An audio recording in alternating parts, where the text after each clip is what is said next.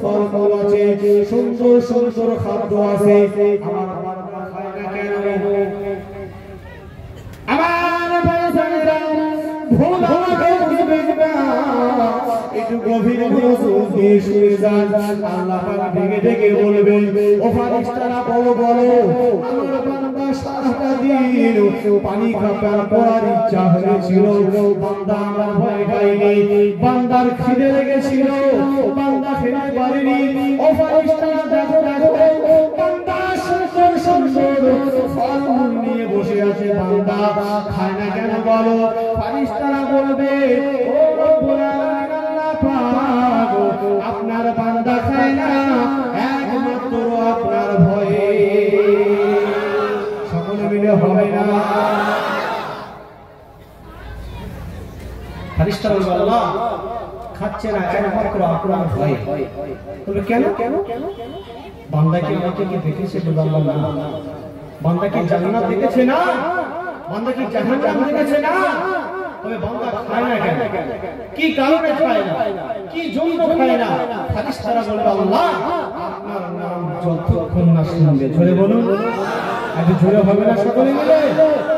আল্লাহ বলবে, বান্দা আমি ওই সময় তোমার প্রতি বেশি খুশি হয়ে যাই।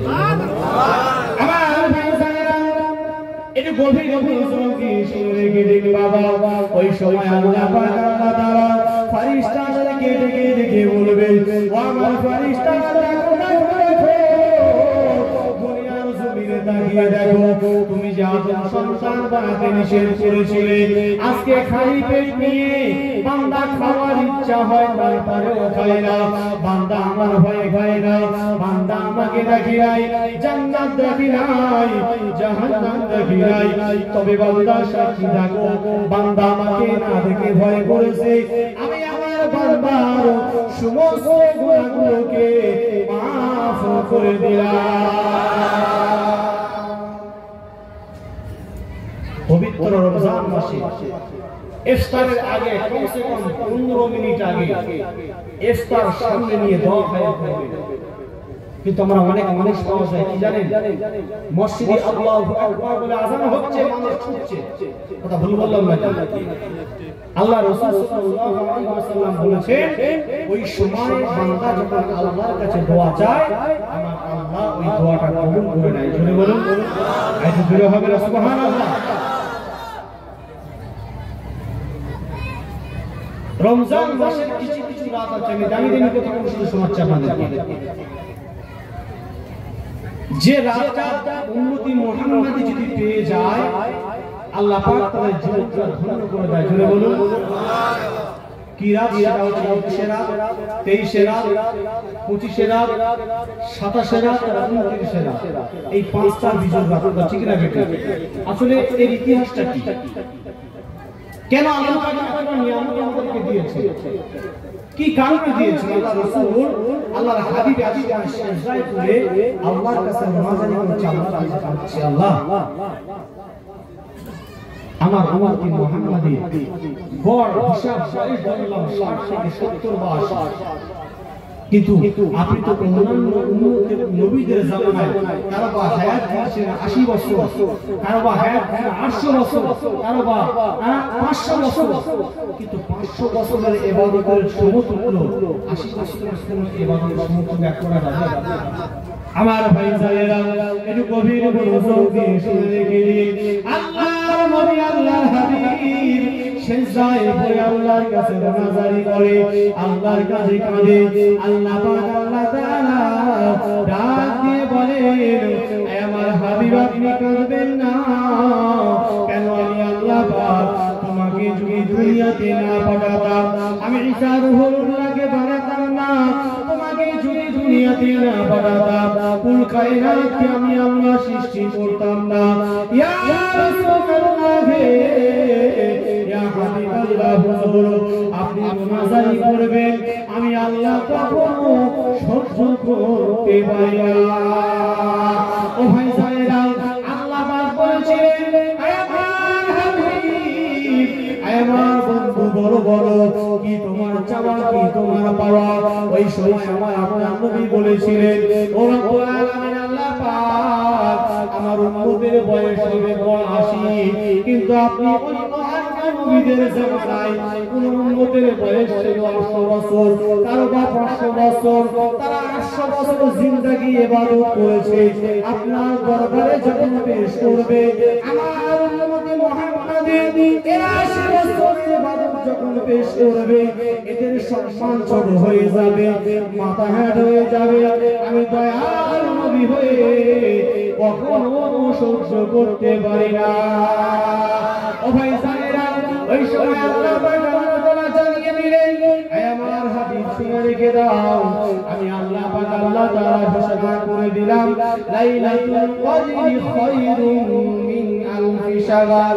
আমি এমন একটা রাত দেব, ওই রাতে যদি তোমার উম্মত মুহাম্মাদি ইবাদত করতে পারে, এই পয়সা বেজত রাতে যদি লাইলাতুল কদর যদি ইবাদত করে, আমি আল্লাহ পাক জানিয়ে দিলাম 1000 মাসের থেকে অতি উত্তমের মাস। সুবহানাল্লাহ। এই রমজান মাস কি মাস, সেজন্য করে আমাদের মাথায় রাখতে হবে যে পবিত্র রমজান মাসে রোজা রেখে কি কাজ করলে আমার ফায়দা হবে, ঠিক না বেটি? রমজান মাসে কেউ যদি 1 টাকা দান করে আল্লাহ 70 টাকা সওয়াব দেবে। জোরে বলুন। কিন্তু আপনি আজকে 1 টাকা দান করেন, 1 টাকা সওয়াব পাবেন। আর রমজান মাসে 1 টাকা দান করলে আপনি 70 টাকা সওয়াব পাবেন। জোরে হবে না? কার বদৌলতে পেয়েছে? বিশ্ব নবী সাল্লাল্লাহু আলাইহি ওয়াসাল্লামের বদৌলতে। জোরে বলুন না সুবহানাল্লাহ। বয়স কম হতে পারে, আমাদের রুতবা আমাদের সম্মান আল্লাহ বাড়িয়ে দিয়েছে। জোরে বলুন, আর একটু জোরে বলুন। একটা ফরজ আদায় করলে 70টা ফরজ লাগবে। সেজন্য করে আমাদের মাথায় রাখতে হবে পবিত্র রমজান মুবারক মাসে রোজা রেখে আমাদের এই জবানটা সংযত রাখতে হবে। কিয়াম সংযত দেখবেন রোজার মাসে রোজা রাখার পরে খালি পেটে মানুষের রাত বেশি বেড়ে যায়। ঠিক না বেটি? মানুষকে চড়া কথা বলে ফেলে। সেজন্য করে আমাদের এই জবানটা সংযত রাখবে। কেউ আমাকে গালি দিল, আপনি চুপ থাকবেন। মনে করবে আমি পবিত্র রমজান মুবারক মাসে আমি রোজা রেখেছি, অতএব আমার এই জবান থেকে কোনো বাজে কথা যেন বার না হয়। আর জবানটাকে সংযত করে রোজা রাখলো, এই রোজাটা কিয়ামতের ময়দানে বান্দার জন্য সুপারিশ করবে। জোরে বলুন। রোজা রাখবো ইনশাআল্লাহ, রাখবো ইনশাআল্লাহ। অনেক মানুষকে বলা যায় যে এই যে সেহরি খেলা যদি খিদে থাকে খেয়ে ফেলবে, ওই মানুষটা সারাদিন রোজা রাখতে পারবে? আর যে বান্দাটা নিয়ত করে সেহরি খেলো, আল্লাহ আল্লাহ আমি সেহরি খেলাম, মৃত্যু যদি চলে আসে আসুক, আল্লাহ রোজা আমি ভাঙবো না, সারাটা দিন পার হয়ে যাবে, আল্লাহ আমাদের সাথে পার করে দেবে, বান্দা বুঝতে পারবে না। জোরে বলুন, আর একটু জোরে বলুন। অনেক মানুষ সমাজ যায় রোজা রাখতে রাখতে রোজা ভেঙে যায়, ঠিক না বেটি? ভাই, আপনি রোজার মাসে একটা রোজা যদি ভেঙে দেন, আপনাকে একটা রোজার বিনিময়ে 60টা রোজা রাখতে হবে। আমরা বললাম 60টা, একটা রোজার বিনিময়ে 60টা আপনি রোজা রাখছেন। 1 2 3 4 করতে করতে আপনি 50 একটা চলে গেলেন, আপনি 55 চলে গেলেন। 57 মাথায় যদি আপনি রোজা ভেঙে দেন, ফের শুরু থেকে আপনি আবার রোজা রাখতে হবে। কটা রোজার বিনিময়ে? একটা রোজার বিনিময়ে। তাহলে আমার আপনার করণীয় কাজ হবে কি? রমজান মাসে আমাদেরকে সতর্কতা থাকা। রমজান মাসে আমরা কি করে আল্লাহর হুকুম হারাম বেশি করে পালন করব, কি করে আমাদের আমল নামায় নেকি অর্জন করব। কেন?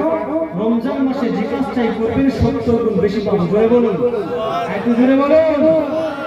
আপনি রমজান মাসে ওই যে রোজা একটা ভেঙে দিলেন, একটা রোজার ক্ষতিপূরণ দিতে সারা জীবন যদি রোজা রাখেন, এই ক্ষতিপূরণ আপনি দিতে পারবেন না। সেজন্য সর্বশেষ কথা বলবো ভাইদেরকে, আমাদের সামনে পবিত্র রমজান মুবারক মাস, আমরা সবাই রোজা রাখবো ইনশাআল্লাহ। ইনশাআল্লাহ সর্বশেষ কথা বলে যাই, যে কথাটা হচ্ছে জামানার মুর্শিদ আল্লামা সুফি মুফতি আজান মেসি রাহমাতুল্লাহ আলাইহি, তিনি ডাক দিয়েছেন বিনা নামাজে 5 ওয়াক্ত নামাজ।